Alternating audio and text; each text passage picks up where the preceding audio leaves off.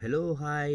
இன்றைக்கி நம்ம பார்க்க போகிற படம் கவின் நடிப்பில் வெளிவந்த படம் மாஸ்க் படத்தோட ரிவ்யூ தான் பார்க்க போகிறோம்.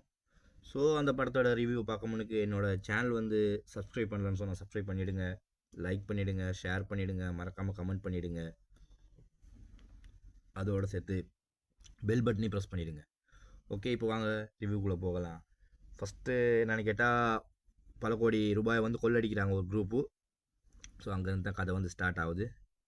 ஸோ இந்த பல கோடி ரூபாயை வந்து கண்டுபிடிக்கிறத வந்து நம்ம கவின் கையில் கொடுக்குறாங்க. கவின் வந்து ஒரு டிடெக்டிவ் ஏஜென்ட்டில் மாதிரி. அவர் ப்ரைவேட்டாக இந்த மாதிரி நிறைய விஷயங்கள் வந்து யாராச்சும் தப்பு பண்ணுறா கண்டுபிடிச்சி கொடுப்பாரு. இந்த மாதிரி அதை கண்டுபிடிச்சி காசு வாங்கிடுவார். அதுதான் அவரோட ஜாபு. ஸோ ஆண்ட்ரியா வந்து அவங்க வந்து நெகட்டிவ் கேரக்டர் நடிச்சிருக்காங்க. ஸோ இவங்க ரெண்டு பேரையும் கனெக்ட் பண்ணி தான் இந்த காசை வந்து கண்டுபிடிக்கிறாங்க. ஸோ ஏன்ட்ரியா எதுக்கு சம்மந்தப்பட்டாங்க ஏன்னு கேட்டால், அவங்க தான் அந்த காசை வந்து டிஸ்ட்ரிபியூட் பண்ணுறதா இருந்துச்சு. என்ன ரீசன் கேட்டால், பொலிட்டிக்கல் சம்மந்தமான விஷயத்துக்காக அதை டிஸ்ட்ரிபியூட் பண்ணுறாங்க. ஸோ அதை வந்து காசை வந்து கொள்ளடிச்சிடும் ஒரு குரூப்பு. ஸோ இதை வந்து கவின்ட்ட வந்து கொடுக்குறாங்க கண்டுபிடிக்க சொல்லி. ஸோ இப்படி தான் கதை நகருது. ஸோ படம் வந்து நான் டெடா படத்தோட அளவுக்கு எதிர்பார்த்தேன். பட் அந்த அளவுக்கு இல்லை. பட் பார்க்கலாம், படம் நல்லாயிருக்கு. ஃபஸ்ட் பார்ட் வந்து போரிங்காக போகுது. அதுக்கப்புறம் செகண்ட் பார்ட் வந்து ஓகே, கொஞ்சம் இன்ட்ரெஸ்ட்டாக எடுத்திருக்காங்க. ஸோ அங்கங்கே வந்து கதையோட வந்து அலைன்மெண்ட் வந்து மிஸ் ஆகுது.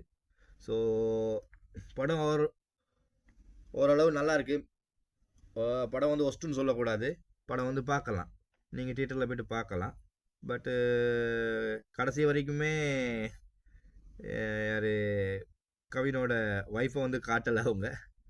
ஸோ அது வந்து ஒரு பேராகவே இருந்துட்டு போயிடுச்சு. ஸோ அப்புறம் கடைசியில் ட்விஸ்ட்டு என்னன்னு கேட்டால், காமெடி பீஸாக இருக்கவர் கடைசியில் வந்து அவர் தான் ட்விஸ்ட்டே வைக்கிறார். யார் நம்ம சார்லி சார். அவர் தான் மெயின் வந்து பிளான் பண்ணுற மாதிரி ஆயிடுச்சு. அந்த 440 கோடியை வந்து கொள்ள அடிச்சிருவாங்க ஃபஸ்ட்டு ஒரு குரூப்பு, நான் சொன்னேன்ல. ஸோ அந்த குரூப்பு வந்து 4 வருஷமாக பிளான் போட்டு இந்த காசை வந்து கொள்ளடிப்பாங்க. ஏன்னு கேட்டால், அவங்களுக்கு வீடு கட்டி தரதா சொல்லி ஏமாத்தின காசு. ஸோ இந்த காசை வச்சு தான் அவங்க வந்து அவங்களோட இடத்த வந்து வீடு கட்டித்தாரன்னு சொல்லி ஏமாற்றி, ஸோ அதை வந்து காசை அடிச்சிடுவாங்க. ஸோ என்ன நடக்கும்னு கேட்டால், ஸோ அந்த காசை வச்சு தான் பொலிட்டிக்கலில் வந்து முன்னேறி வருவார் வில்லன். ஸோ அதை வந்து எப்படி கொள்ளடிக்கிறேன்ற 4 வருஷமாக பிளான் போட்டு ஒரு மாதிரி பிளானை வந்து சக்ஸஸ் பண்ணி கொள்ளடிச்சிருவாங்க. ஸோ அதுக்கப்புறம் என்ன நடக்குது, படம் வந்து பெரிய அளவில் பேசுகிற அளவுக்கு ஒன்றும் இல்லை, சும்மா நார்மலாக ஓடிக்கிட்டு இருக்கு படம். மற்றபடி ஜோக்ஸோ இல்லை படத்தை எப்படி கனெக்ட் பண்ணி எங்கே கொண்டு போகணுன்றது தெரியாத மாதிரி முடிச்சிருக்காங்க படத்தை. ஸோ படம் வந்து ஓரளவு பார்க்கலாம்,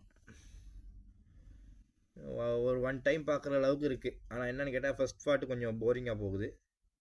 செகண்ட் பார்ட் வந்து ஓகேன்ற மாதிரி இருக்குது. அதனால் ஒரு வாட்டி படத்தை பார்க்கலாம். ஸோ நான் நினச்சேன் கவின் சாரோட டெடா படம் நல்லா இருந்துச்சு.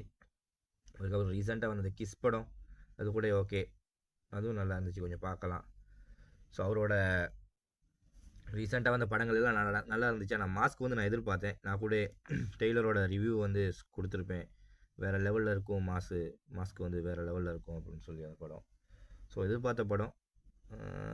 பார்ப்போம் மக்களே, என்னோட பார்வையில் படம் வந்து ஒஸ்ட்டு கிடையாது, ஆனால் சூப்பர் ஹிட்டு அப்படின்னு சொல்ல மாட்டேன்.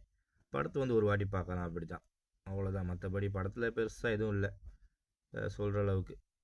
ஸோ அடுத்த படமாச்சும் கவின் சார் வேறு நல்ல ஒரு கதையை வந்து தேர்ந்தெடுத்து நடிப்பார்னு நினைக்கிறேன். ஏன்னு சொன்னால் கதை வந்து இந்த படத்தில் வந்து அங்கங்கே அலைன்மெண்ட் மிஸ் ஆகி போகுது கதை, அவ்வளோதான். ஸோ ஆண்ட்ரியா அவங்க வந்து பெரிய நெகட்டிவ் கேரக்டர் நடிச்சிருக்காங்க. ஆனால் என்னென்னு கேட்டால், குழந்தைய கிட்னாப் பண்ணி அது ஒரு பெரிய விஷயமாகவே பண்ணுறாங்க. ஸோ அதெல்லாம் மேட்டரே கிடையாது. இப்போ வேறு படமெல்லாம் சும்மா வேறு விதமாக வந்துக்கிட்டு இருக்குது. ஸோ அடுத்த வாட்டி பார்ப்போம் கவின் சாரோட இன்னொரு படம், அடுத்த படம் எப்படி இருக்குன்னு. ஸோ இந்த படம் வந்து கவின் சாரோட டெடா படத்தோட கம்பேர் பண்ணும்போது 50% கூட இல்லை அப்படின்னு தான் சொல்ல முடியும். ஓகே மக்களே, என்னோடய சேனல் வந்து மறக்காமல் சப்ஸ்கிரைப் பண்ணிவிடுங்க, லைக் பண்ணிவிடுங்க, ஷேர் பண்ணிவிடுங்க, முக்கியமாக பெல் பட்டனை ப்ரெஸ் பண்ணிவிடுங்க. அடுத்தடுத்து ரிவ்யூ போடுவேன். நான் அடுத்து வெயிட் பண்ணியிருக்க படம் வந்து நம்ம ரன்வீர் சிங்கோட படம். நான் அந்த படத்தோட ட்ரெய்லரோட ரிவ்யூவை போட்டிருப்பேன், மறக்காமல் போய்ட்டு அதை பாருங்கள். படம் வந்து கூஸ் பம்ப், ஸ்டார்டிங்லேருந்து எண்டு வரைக்கும். அந்த ரிவ்யூவை போய்ட்டு பாருங்கள், நான் அதை பேசியிருப்பேன், வேறு மாதிரி இருக்கும். ஸோ அந்த படம் வந்து டிசம்பரில் வந்து ரிலீஸ் பண்ணாங்க, டிசம்பர் 5ன்னு நினைக்கிறேன். ஸோ அந்த படம் எப்படி இருக்குன்னு அதோட ரிவ்யூ நான் போடுறேன். ஸோ மறக்காமல் இந்த சேனலும் சப்ஸ்கிரைப் பண்ணி வச்சுருங்க. பாய் பாய். ஓகே.